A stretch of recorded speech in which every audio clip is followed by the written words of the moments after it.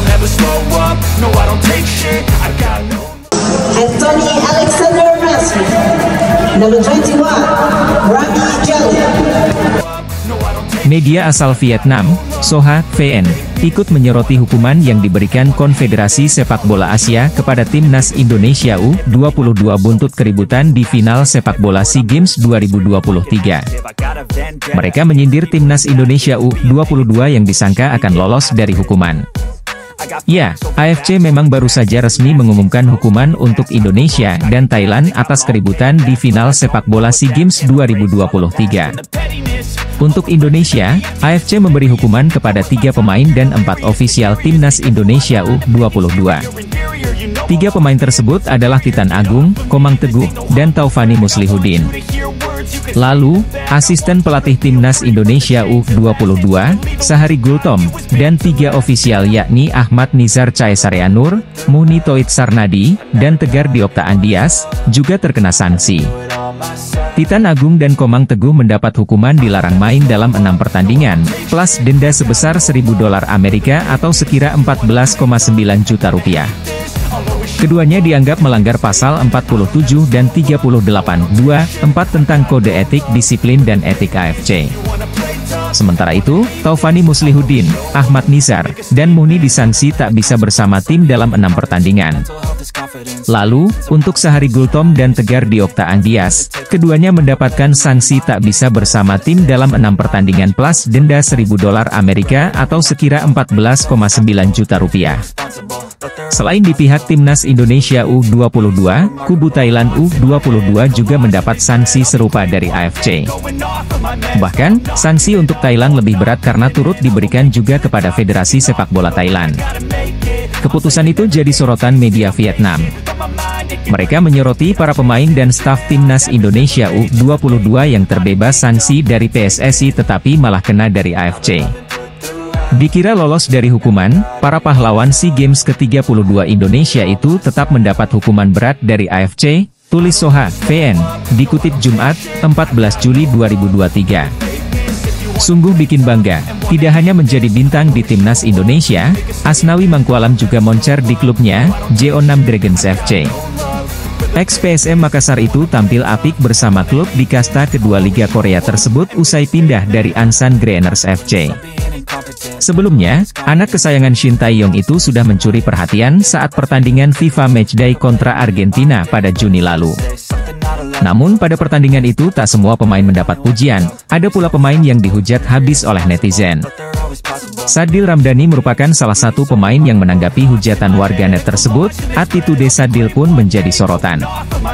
Bahkan ia dianggap telah menyindir pemain keturunan di Timnas Indonesia hingga dirumorkan akan bermain untuk Malaysia. Netizen pun memberikan pesan kepada Kapten Timnas Indonesia Asnawi agar tak melakukan hal serupa. Itu terlihat dari kolom komentar Instagram Asnawi. Melansir info dari Football Talent Nealis, ayah Zijustra punya akar dari Bandung, Jawa Barat, dari pihak ibu. Seperti anak Belanda kebanyakan, Zijustra bercita-cita menjadi pemain sepak bola profesional dan sejak usia belia tekun belajar di akademi-akademi kesebelasan negeri Tulip. Ia mengawali karirnya di dunia sepak bola dengan bergabung bersama AS Alkmaar. Pada 2019, Zijustra hijrah ke Akademi AFC 018 Amsterdam. Mauro Zijustra diberi kepercayaan untuk tampil lebih banyak di AFC 018 Amsterdam di berbagai kelompok umur seperti U17 dan U18. Penampilannya mulai memudar tatkala memperkuat AFC 018 U18 pada musim 2021-2022 yang jadi awal mula namanya sampai ke telinga penikmat sepak bola Indonesia. Di musim tersebut Mauro sukses mengemas 18 gol dan 11 assist namun ditempatkan di posisi gelandang serang sebagai alternatif. Di posisi itu ia membukukan 12 gol dan 5 assist dari 9 laga yang dilakoninya yang menunjukkan ia tidak hanya cocok dipasang sebagai penyerang tengah. Perjalanan karir Zijustra yang baru seumur jagung kemudian berlanjut ke Akademi NEC Nijmegen yang mengajaknya bergabung pada 2022-2023 lalu. Berbeda dengan di musim lalu bersama AFC 018 Amsterdam, ia belum mendapatkan menit bermain yang banyak namun wajar karena dimasukkan dalam tim U21. Musim lalu Zijustra hanya memberikan kesempatan main di 7 laga. Dari ketujuh laganya di semua kompetisinya itu, ia mengemas 3 gol. Ia hanya diberikan kesempatan main penuh selama 90 menit di 2 laga divisi 2 musim gugur U21 kontra FC Den Bosch U21 dan Vitesse Arnhem U21. Meski belum menjadi pilihan utama di skuad asuhan Jeffrey Leiwakabesi, Mauro tampil gemilang di laga melawan VVV Venlo U21. Di laga tersebut ia mencetak 3 gol alias hat-trick dan menjadi pahlawan kemenangan penembakan. Andai masuk dalam proyek naturalisasi timnas Indonesia, Mauro Zylstra akan menjadi prospek yang luar biasa dengan postur tinggi 187 cm. Usianya yang masih muda pun bisa membuatnya masuk ke dalam berbagai level skuad. Transisi otomatis dan adaptasinya dengan skuad Shin Tae-yong akan semakin lancar. Pemain asal Belanda, Mauro Zylstra jadi pemain keturunan terbaru yang dikabarkan akan naturalisasi untuk timnas Indonesia. Minimnya pilihan untuk posisi pemain depan di tim Garuda jadi salah satu alasan kenapa sang wonderkid 19 tahun asal Belanda dikaitkan dengan skuad asuhan Shin Tae-yong.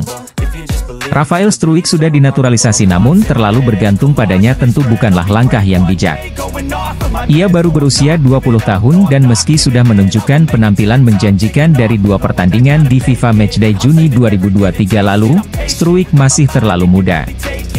Lagi pula penggawa Ado Den Haag tersebut bukanlah seorang striker murni mengingat posisi terbaiknya adalah penyerang sayap kiri.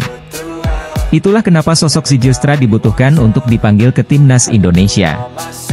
Mauro Zylstra lahir di Belanda pada 9 November 2004 dari ibu asal Belanda dan ayah berdarah Indonesia.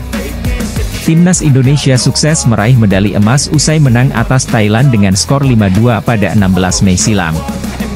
Namun, laga tersebut sempat diwarnai perkelahian hebat di antara pemain hingga ofisial kedua tim.